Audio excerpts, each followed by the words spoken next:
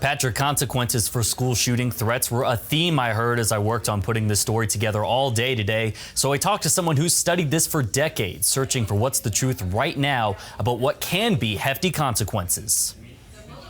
Kids say things, sometimes they're serious, sometimes they're not, but we have to treat them all as serious. While police say that's how the threat was made, it's specifically TikTok's involvement in this threat that has them concerned.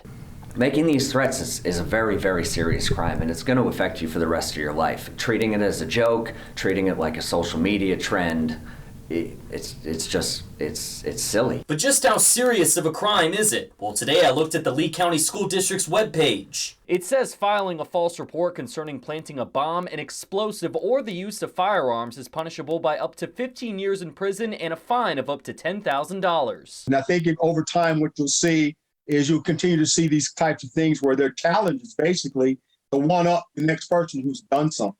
Despite the consequences, Dr. Dave Thomas, an FGCU professor who studies school shootings, says the reason is complicated. Kids don't recognize the severity of the consequences, and that's being a kid. He says students should be taught to remember consequences do not only impact them, but their families as well. Think about every tragic incident that's happened in this country. Think about and the parents of that child.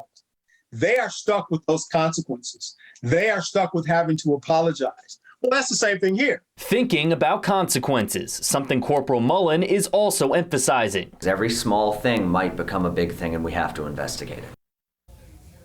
Something else the professor told me is really important is parents consistently talking to their kids about how they use their phones, specifically parents stepping in and managing how they use social media. Patrick? All right.